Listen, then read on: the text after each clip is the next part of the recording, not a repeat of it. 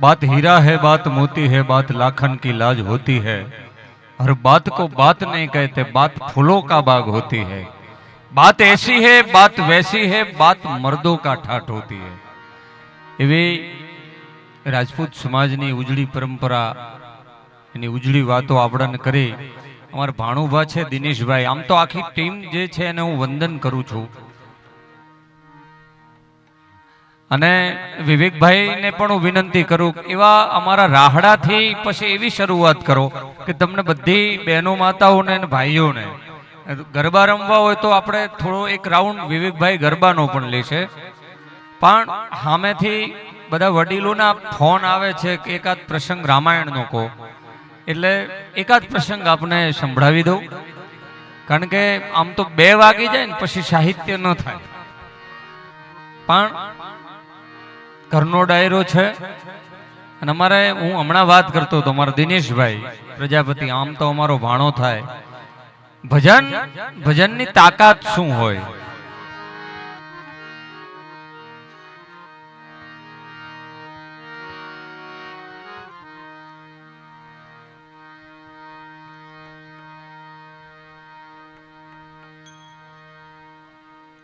તમને એમ થતું હશે કે અરે જેટલી વખત બેહે એટલી વખત આ બધું શું કરે છે, પણ તમે વાવણીઓ લઈને જાવ ખેતરમાં તમારે બધું પેણીને બધું આમ સાહે કરવું પડે ને, એમ આ અમારો વાવણીઓ છે એટલે અમારે આ બધું કરવું પડે।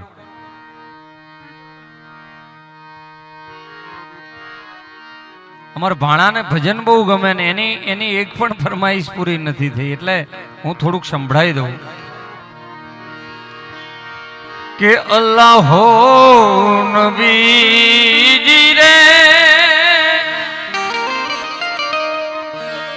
એ જ રામ ને રહીમ તમે એક કરીને જાણો લાલા, એક કરીને જાણો લાલા। समृत सुधरे मन खा मेरा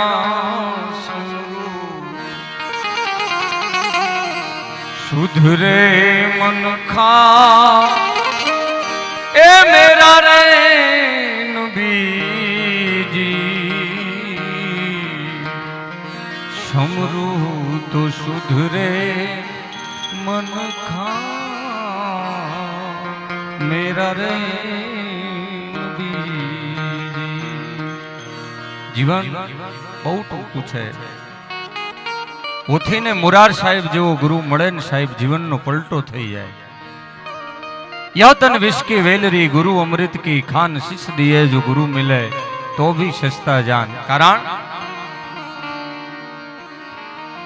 कि अल्लाह हो नबीजी रे आवा सिकंदर सुमरानी तमे हेल जायू रे राखी लाला तू ही रे नबीजी। दास होथी गुलाम तेरा होथी गुलाम ए तेरा रे नबीजी, समृतो सुधरे मन मेरा रे भाग्य बड़ो तो राम भज भखत बड़ो कसु दे, जो तारी अकल बड़ी तो उपकार करा दे धर्या फल ए। परमात्मा ना बधाय अवतारों ने तमे लई लो, पण रामा अवतार एक एवो अवतार छे परमात्मा ए साहेब एक पण ऋण बाकी नहीं रहवा दीधुं। हवारनो पोर ગીડીદડાની રમત હાલે અયોધ્યાના પાદરની માયલી કોર, ધીમે ધીમે ધીમે ધીમે ધીમે આમ નારણને ઉગી ભલે ઉગા બાણ બાણ તિયારા લો ભામણા જીવન મરણ લગમાણ અમારી રાખજે કશ્યપ રાઉત। ઈ હવારનો ઉગેલો હુરજ એમ કહેવાય કે બરોબર માં ધ્યાનનું ટાણું થયું, ભોજનનો વખત થયો મહારાજ દશરથને એવો નિયમ હતો કે રામ વગર એ કોઈથી ભોજન ન લેતા.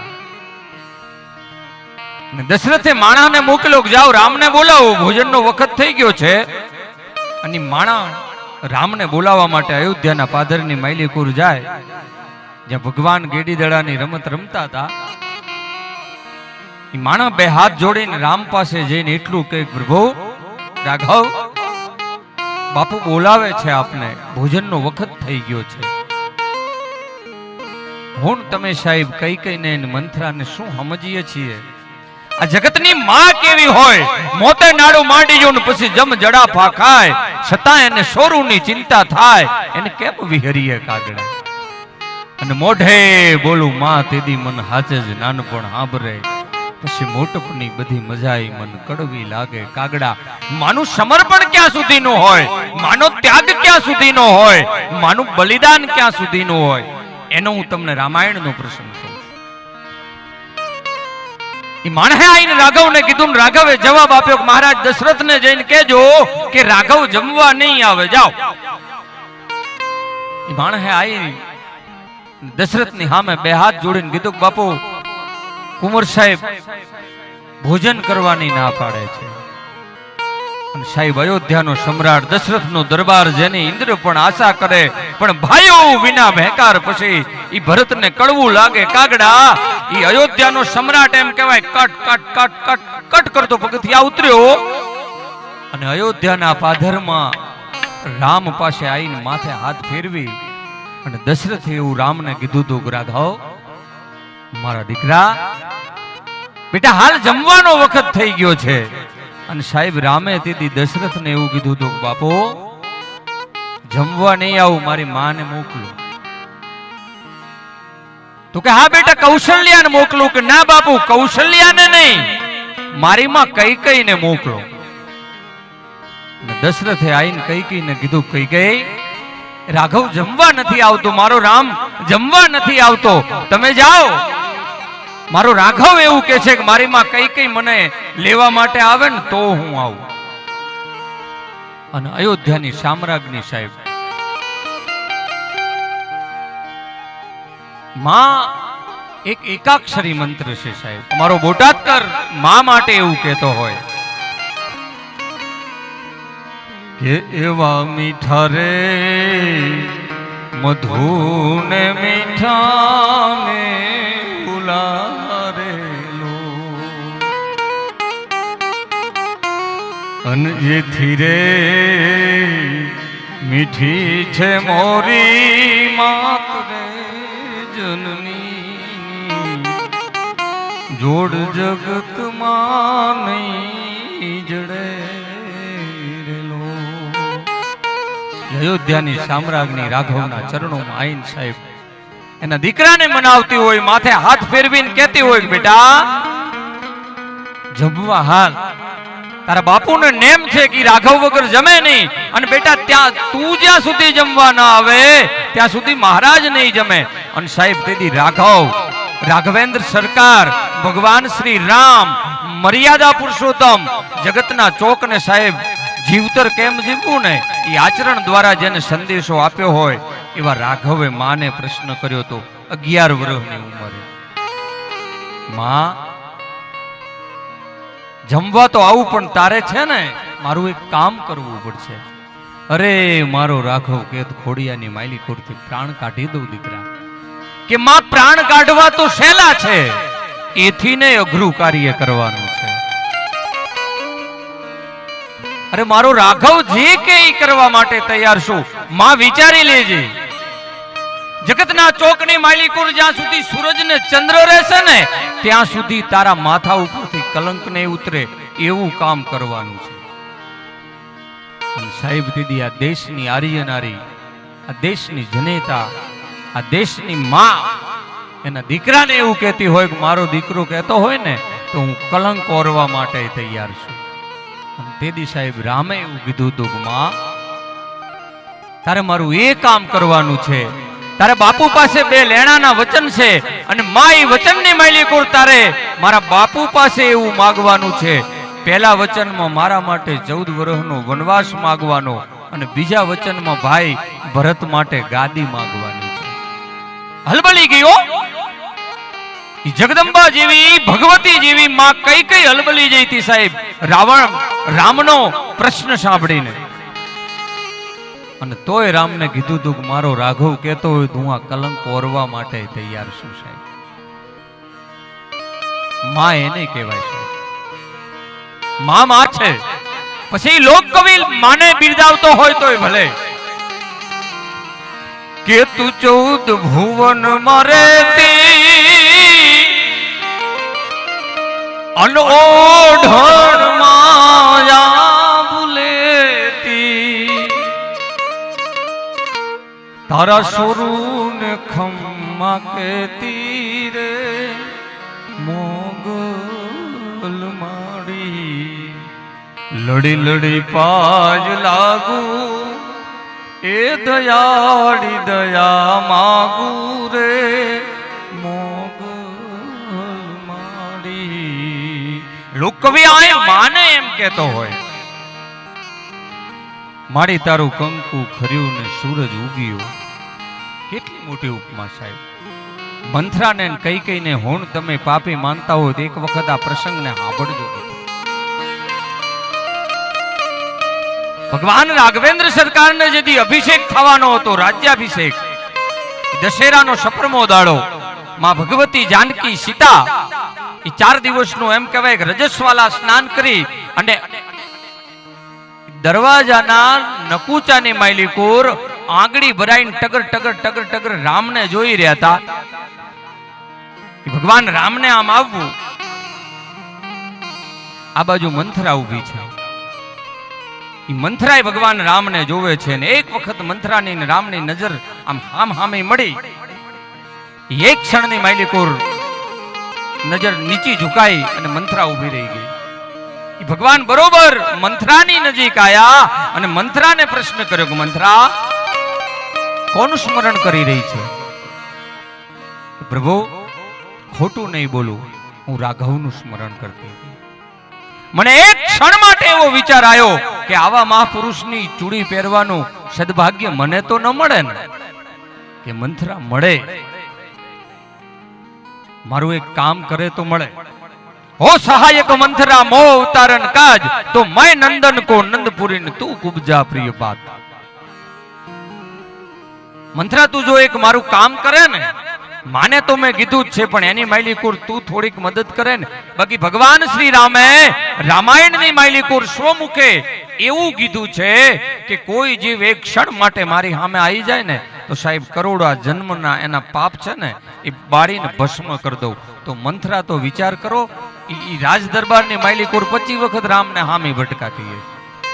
મંથરા પાપી નહોતી, ભગવાનના કહેવાથી મંથરાએ કામ કર્યું હતું. રામાયણના એક એક પ્રસંગને રામ છે ને, Ram is A black and white character but Krishna is colourful character. રામે જે કર્યું ને એ કરવાનું છે, કૃષ્ણએ જે કહ્યું ને એ કરવાનું છે. કૃષ્ણએ કર્યું એ આપણે ના કરી શકીએ. રામ રામ છે. એક પ્રસંગ કહીને મારી વાતને પૂરી કરી અને ભાઈ વિવેકભાઈને આપણે સાંભળશું. ભાગ્ય બળો તો રામ ભજ બખત બળો કશું દે, જો તારી અકલ બળી તો ઉપકાર કરા દે ધર્યા ફળ. એ ભાગ્યની માયલીકોર હોય ને તો જ પરમાત્માનું ભજન થાય, બાકી ન થાય. એનું ઉદાહરણ આપું તમને કે ભગવાન રાઘવેન્દ્ર સરકાર લંકા ઉપર વિજય મેળવવા માટે આમ સેતુ બાંધી અને લંકાના રણાંગણની માયલીકોર ઈ લંકાના પાદરમાં પ્રવેશ કરે અને માલ્યવાન નામના સચિવે જઈને રાવણને કીધું કે દશાનંદ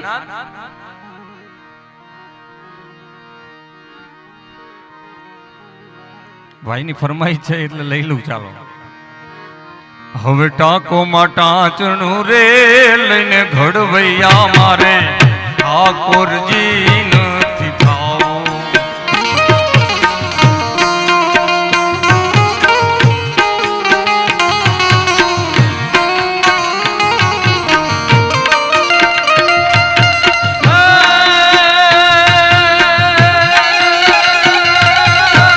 ધડ ધીંગણ જેના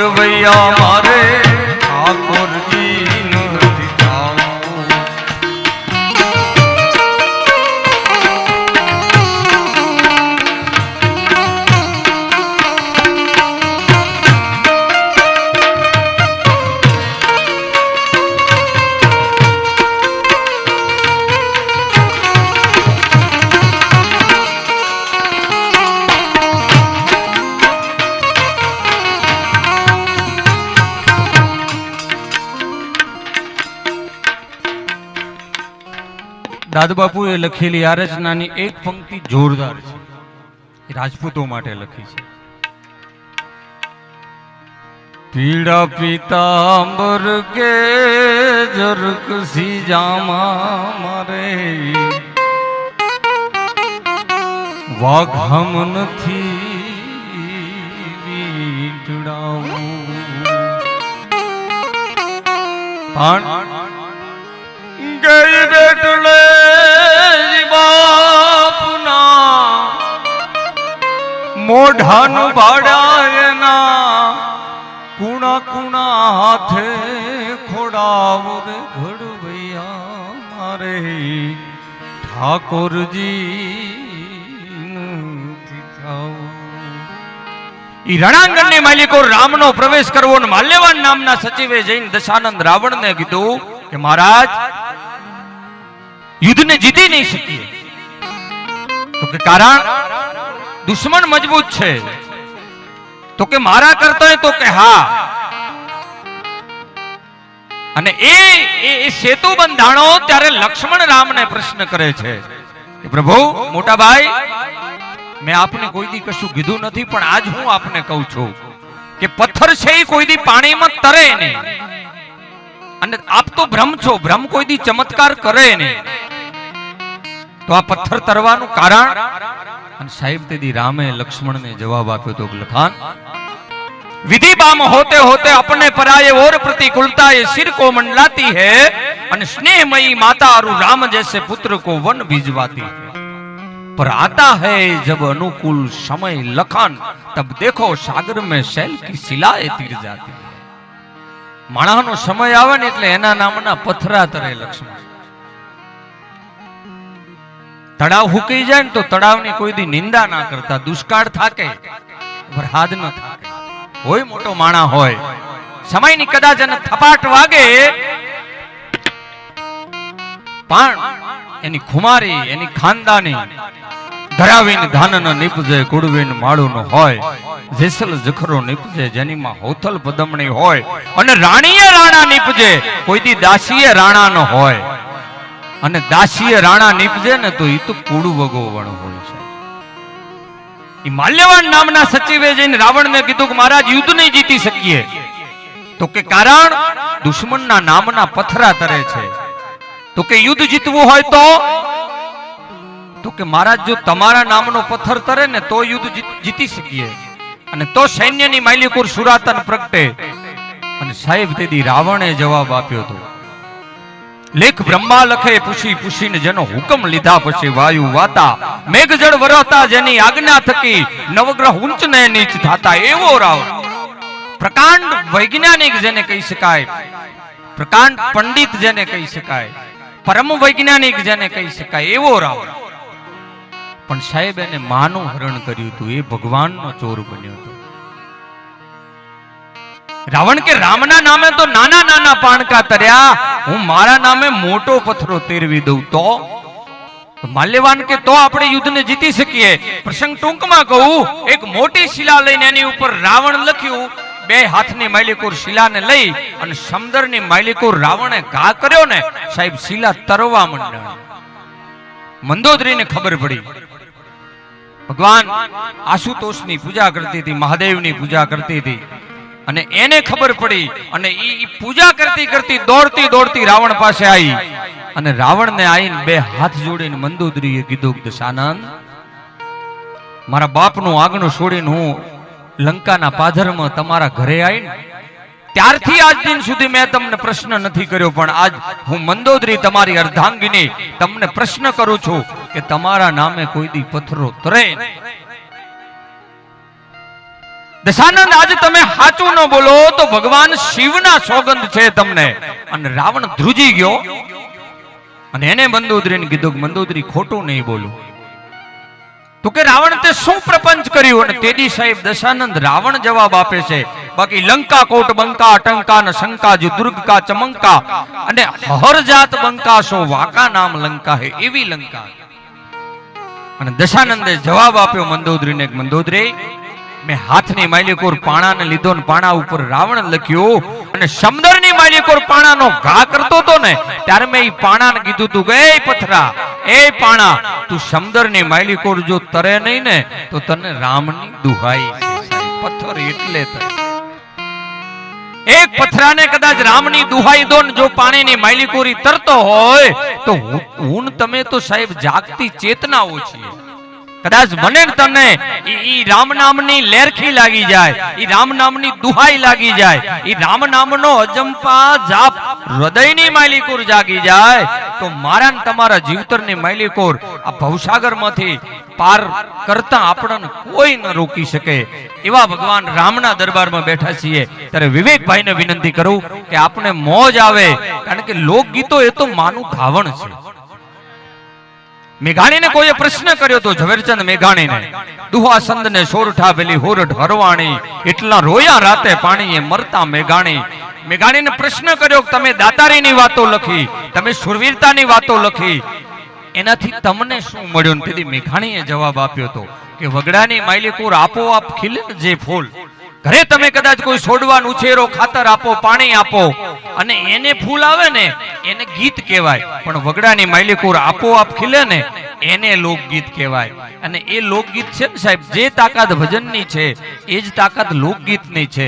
એવા લોકગીતો, એવા રાહડા લઈ અને આપની સમક્ષ પુનઃ હું રજૂ કરું છું ભાઈ શ્રી વિવેકભાઈ સંતલા.